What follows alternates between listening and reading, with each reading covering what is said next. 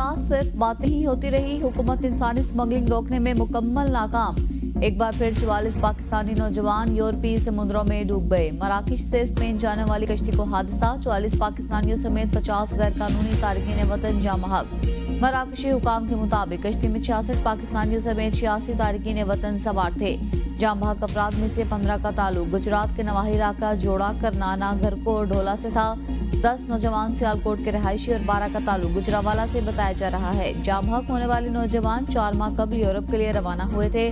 जिंदा बच जाने वाले नौजवानों ने आंखों देखा हाल बता दिया। कहा, हमारी कश्ती 12 दिन तक समुद्र में रोके रखी गई।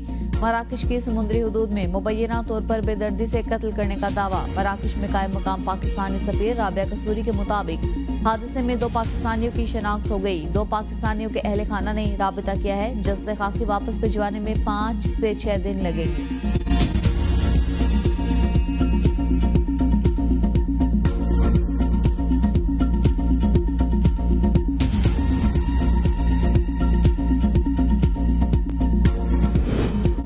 एक और कश्ती हादसे के बाद एक बार फिर वज़ीर-ए-आज़म शहबाज शरीफ ने रिपोर्ट तलब कर ली। कहा, इंसानी स्मगलिंग में मुलव्वस अफराद के खिलाफ सख्त कार्रवाई होगी। इस हवाले से किसी किस्म की कोई कोताही बर्दाश्त नहीं की जाएगी। इंसानी स्मगलिंग के खिलाफ भरपूर इकदाम उठा रही हैं। अहले खाना से इजहार ताज़ियत, सदर मुमलिकत आसिफ जरदारी का कीमती जानी नुकसान पर अफसोस का इजहार। इंसानी स्मगलिंग की रोकथाम के लिए मौसर इकदाम की जरूरत पर जोर। दफ्तर खारजा के मुताबिक वजारत खारजा में एक क्राइसिस मैनेजमेंट यूनिट को फाल कर दिया गया। पाकिस्तानियों समेत कई जिंदा बच जाने वाले दखेला बंदरगाह के करीब एक कैंप में मौजूद।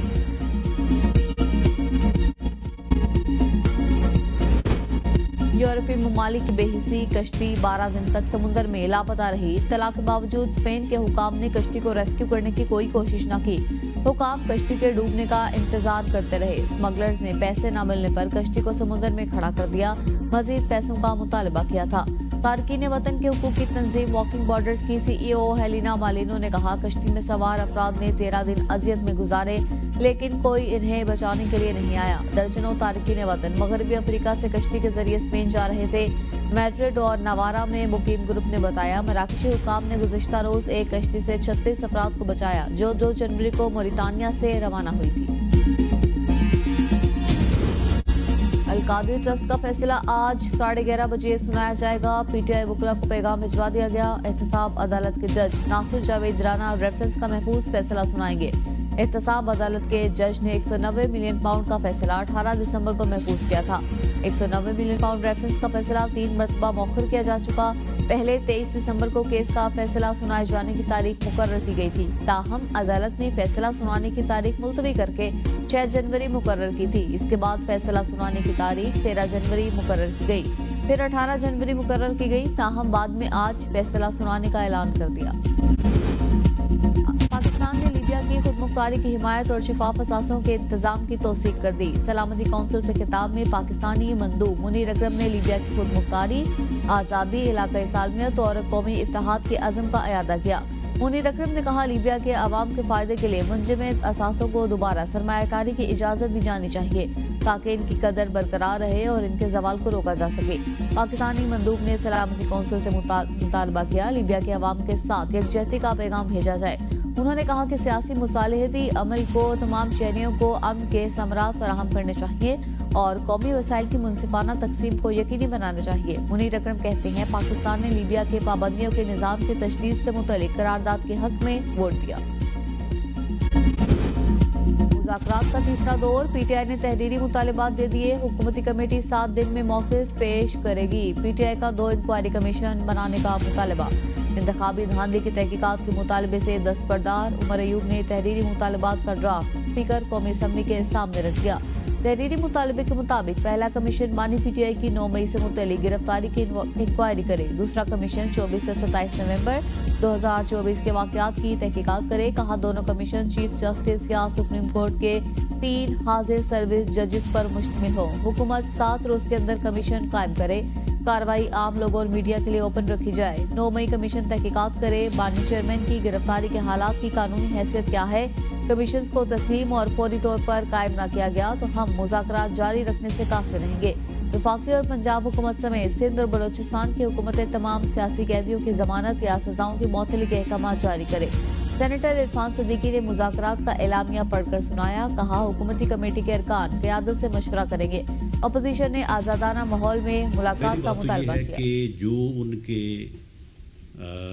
दो बुनियादी मुतालबात डिमांड्स जिनके मतलब वो जिक्र करते आ रहे हैं पिछले 10-11 माह से, एक तो ये कि जी हमारा मैंडेट वापस किया जाए।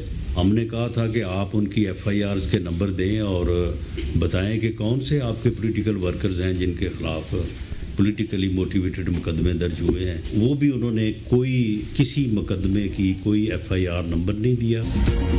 अपोजिशन ने हमारा मैंडेट मान लिया, मैंडेट वापसी के मुतालबे से दस्तबरदार हो गई। राना सनाउल्लाह की सेनेटर इरफान सिद्दीकी के साथ प्रेस कॉन्फ्रेंस। कहा, वज़ीर-ए-आज़म ने PTI के मुतालिबात के जवाब में एक कमेटी बना दी। कमेटी PTI के मुतालिबात का जायजा लेकर जवाब देगी। PTI अपने सियासी कैदियों को रिहाई चाहती थी, लेकिन किसी सियासी कैदी की तफसीलात नहीं दी, ना ही शोहदा के दावे के बारे में कोई तफसील दी। बानी PTI की रिहाई और सुप्रीम कोर्ट के जजेस पर मुश्तमिल कमीशन बनाने का मुतालबा किया है। 9 मई पर तहकीकात का मामला पहले से सुप्रीम कोर्ट में है। बानी PTI की अहाता अदालत से गिरफ्तारी पर भी उस वक्त के चीफ जस्टिस ने नोटिस लिया था। मामले पर जुडिशल तरीक़ेकार पूरा हो चुका। एहतजाज के मुकदमे भी अदालत में है। कुछ अफराद को फौजी तंसीबात पर हमला करने पर फौजी अदालतों से सजाएं हुई।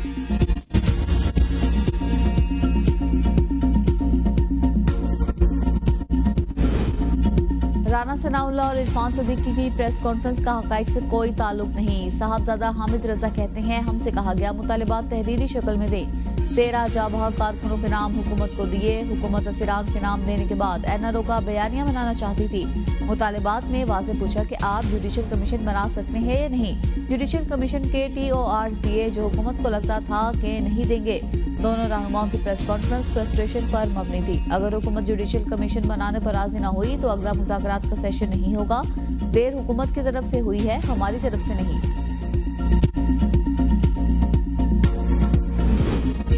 बैरिस्टर गौहर के आर्मी चीफ से 1-on-1 मुलाकात नहीं हुई। फैसल वाप्टा कहते हैं, 190 मिलियन पाउंड केस का फैसला आ रहा है, सारी हवा निकल जाएगी। 190 मिलियन पाउंड केस के फैसले का इंतजार किया जा रहा है और कुछ नहीं। PTI वाले पहले भी हुकूमत से मुज़ाकरात के लिए तैयार नहीं थे। PTI ने मौजूदा हुकूमत की वजूद से इनकार किया था। अब PTI फॉर्म 47 की हुकूमत से मुज़ाकरात कर रही है। 9 मई के वाक़यात को फॉल्स फ्लैग ऑपरेशन कहा गया, बाद में गंडापुर ने इतराफ़ किया। PTI की कौन सी बात को सच साबित करूं? हुकूमत ने तहरीरी शक्ल में मुतालिबात का मुतालबा किया था। अलामा राजा नासिर अब्बास की ABN न्यूज़ के प्रोग्राम सवाल से आगे में गुफ्तगू।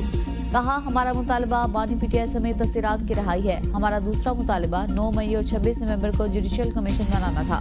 सियासी वर्कर्स को जेल में डालना जुल्म और ज्यादती है। 26 नवंबर को पुरअमन एहतजाज को हुकूमत बर्दाश्त न कर सकी। एहतजाज का हक छीनने के बाद दुनिया में मुल्क की इज्जत मजरू हुई। जुडिशल कमीशन ने तहकीक के बाद जिम्मेदारान की निशानदेही करनी है। मुज़ाकरात का मकसद पाकिस्तान को बहरान से निकालना है। मौजूदा हुकूमत अवाम का एतमाद खो चुकी है। पाकिस्तान की 90% लोगों की अक्सरियत बानी PTI के साथ है। PTI मुतालिबात पर हुकूमत और इदारों का मुश्तरका जवाब आएगा। एजाजुल हक की ABN न्यूज़ के प्रोग्राम सवाल से आगे में गुफ्तगू।